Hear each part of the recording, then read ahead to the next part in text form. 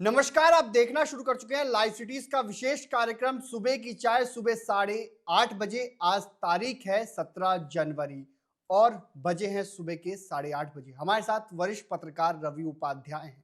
आज हम बात करेंगे, तेजस्वी यादव बड़ी तैयारी कर रहे हैं। कल राष्ट्रीय कार्यकारिणी की बैठक है, तमाम विधायकों जिलाध्यक्षों को बुलाया गया है। वहीं राहुल गांधी भी कल पटना में आ रहे हैं।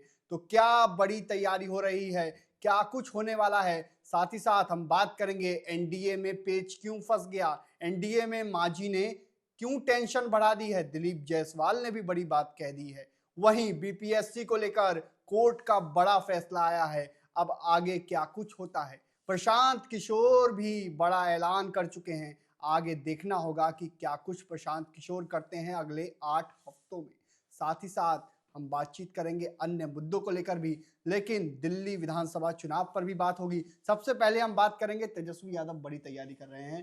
कल राष्ट्रीय कार्यकारिणी की बैठक है और राहुल गांधी भी आ रहे हैं। सबसे पहले तेजस्वी यादव की पार्टी आरजेडी को लेकर बताइए। देखिए, निश्चित रूप से आज जब हम लोग का न्यूज आप लाइव सिटीज़ के व्यूअर्स देख रहे हैं, ठीक कल इतने ही बजे गहमा गहमी आपको राजधानी पटना में दिखाई पड़ेगी 18 तारीख को। आज रात से ही सब विधायक सब पहुंचने लगेंगे। वही कह रहे हैं, माने कल आपको ठीक इसी समय 8:30 बजे आप देखिएगा कि 9 बजते बजते तक पूरे पटना में एक तरफ राष्ट्रीय कार्यकारिणी राष्ट्रीय जनता दल की होगी बैठक, ठीक उससे एक बांस की, डेढ़ बांस, दो बांस की दूरी पर एसकेएम में आपको कांग्रेस के वरिष्ठ नेता, बड़े नेता और प्रतिपक्ष के नेता जो लोकसभा में हैं, राहुल गांधी, वह कांग्रेस के तमाम वरिष्ठ नेताओं के साथ गहन मंथन, चिंतन मंथन वो करेंगे। तो ये 2025 है इस बार, इस बात को समझ लीजिए। इसी बार जो है सो विधानसभा का बिहार में चुनाव होना है, तो लाजमी है कि सब दल पूरी ताकत अपनी झोंक रखी है और तेजस्वी यादव दिखाई पड़ रहे हैं, यात्रा पर लगातार बने हुए हैं। तो वो निश्चित रूप से आज जो है सो तेजस्वी यादव भी पटना आ जाएंगे, क्योंकि कल जो है सो बैठक होने वाली है राष्ट्रीय कार्यकारिणी की। उसमें कई सारे अहम मुद्दे हैं, उसमें वह निर्णय लेंगे कैसे क्या करना है, किसको क्या क्या योजनाएं होंगी।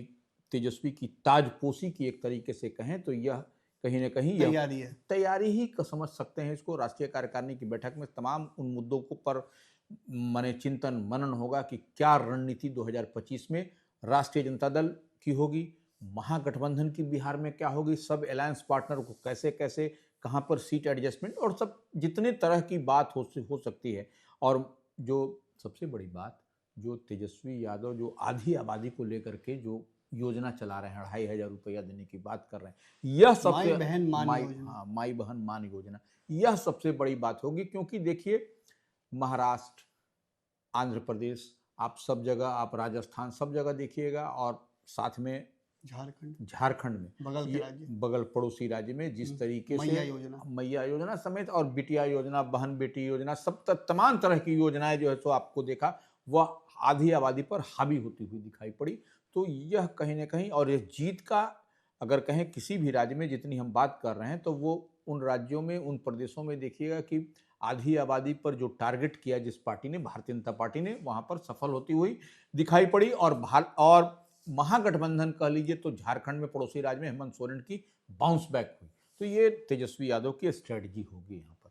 तो तेजस्वी यादव को बिहार, क्योंकि आने वाला बिहार विधानसभा का चुनाव भी है, ऐसे में इस राष्ट्रीय कार्यकारिणी में तेजस्वी यादव कैसे सीएम बने, कैसे चुनाव में जीत हो, इसकी भी तो बातें होंगी। निश्चित रूप से वही हम कर रहे हैं ना कि अलायंस पार्टनर के लिए और तेजस्वी की ताजपोशी के लिए क्या क्या जो है वह तैयारी अंदर खाने में आपको होती हुई दिखाई पड़ेगी। क्या कुछ मजबूती से हाँ, निश्चित रूप से तमाम देखिए राष्ट्रीय कार्यकारिणी के तमाम, और यही नहीं, आप देख लीजिए कि पटना, राजधानी पटना में जगह जगह पर तोरण द्वार बनाए गए हैं राष्ट्रीय जनता दल की ओर से कि राष्ट्रीय कार्यकारिणी की बैठक है। पार्टी कार्यालय बिरचन पटेल पथ से होते हुए आप तमाम जगह देखिए होर्डिंग, बैनर, पोस्टर और तोरण द्वार बनते हुए दिखाई पड़ रहे हैं। राहुल गांधी भी आ रहे हैं, संविधान रक्षा पर बात होगी और बड़ा कार्यक्रम है, सम्मेलन है। देखिए, राहुल गांधी आ रहे हैं, वह इंडिया ब्लॉक महागठबंधन के बड़े नेताओं में एक हैं।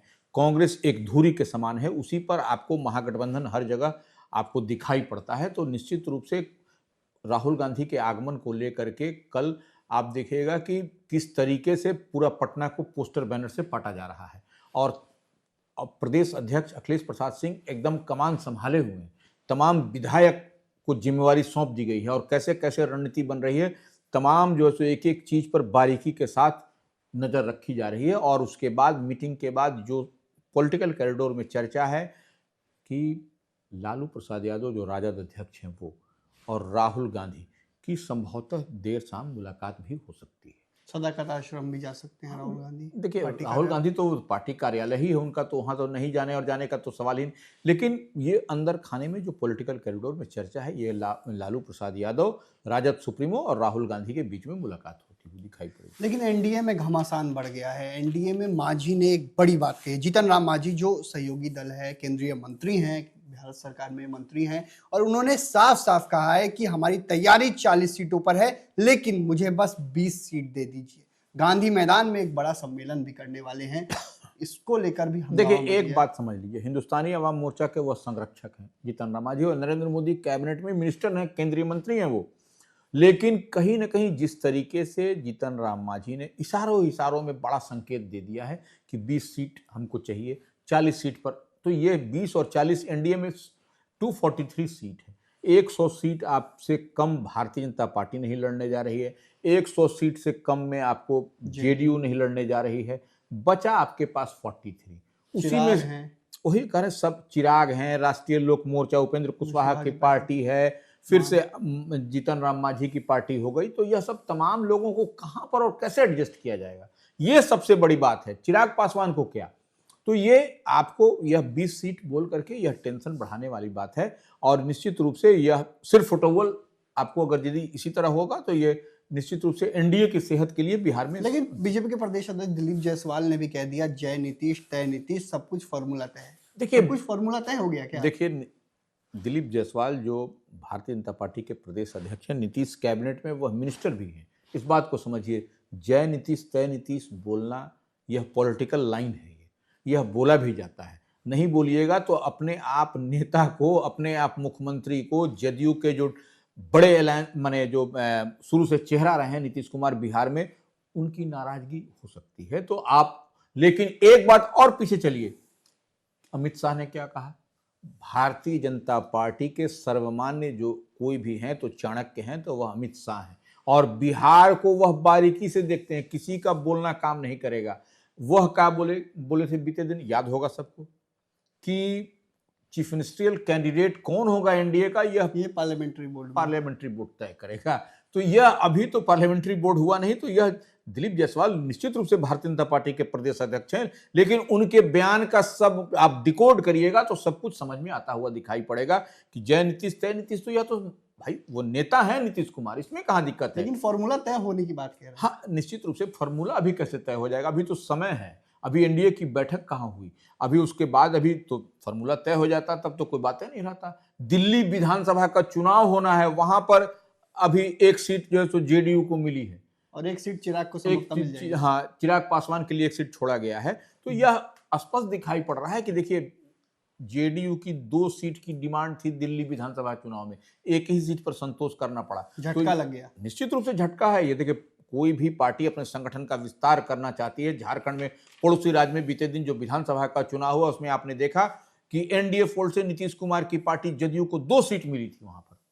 तो इस बार 1 सीट दिल्ली विधानसभा में पहले भी जो है उनकी पार्टी लड़ी थी, शैलेंद्र कुमार लड़े थे। हाँ वही, और किसके खिलाफ लड़े थे, संजीव झा आम आदमी पार्टी से, और 88,158 वोट के मतों से वो हार गए थे। तो यह देखिए, और उनको शैलेंद्र कुमार जो इस बार भी उनको लड़े तो उसमें कितना वोट मिला था उनको।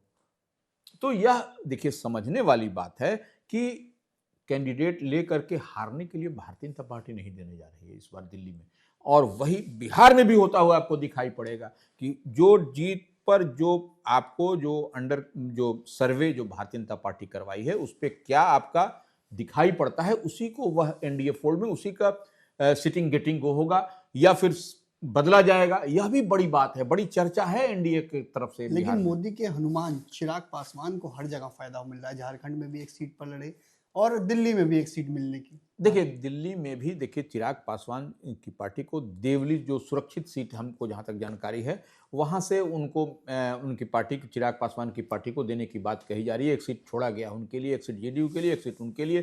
तो यह और निश्चित रूप से झारखंड में जिस तरीके से चिराग पासवान की पार्टी ने को एक ही सीट मिला था लेकिन एक सीट पर बेहतर परफॉर्म किया था, तो यह भी दिल्ली में भी जो एक सीट देने की बात आ रही है वहाँ पर चिराग पासवान की पार्टी अब देखने मिल सकती है। और देखने वाली बात होगी कि क्या जो है, हालांकि अभी तक ऑफिशियल अनाउंसमेंट नहीं हुआ लेकिन यह बात है, हाँ, तो वो वहां पर छोड़ा गया है। अब देखने अब वो भारतीय जनता पार्टी क्या करती है, किसको देती है, लेकिन यह सीट चिराग पासवान की पार्टी लोक जनशक्ति पार्टी रामविलास को ही मिलती हुई दिखाई पड़ रही है। तो बीपीएससी को लेकर भी कल फैसला आया था, कल देर शाम बीपीएससी को लेकर फैसला आया, जो हाई कोर्ट में जो फैसला आया कि 31 तारीख को अब अगली सुनवाई होगी। और जिस तरीके से कहा जा रहा था कि रिजल्ट को रोक की मांग थी लेकिन उस पर बात नहीं हुई, रिजल्ट रुकेगा नहीं। देखिए एक बात तो समझ लिए, 13 दिसंबर को परीक्षा हुई थी 17वीं, 912 परीक्षा केंद्रों पर। हाँ 912 परीक्षा में 36 जिलों के 912 सेंटर पर, यह भी समझ लीजिए। तो यह बात हुई, तो उसमें जो है सो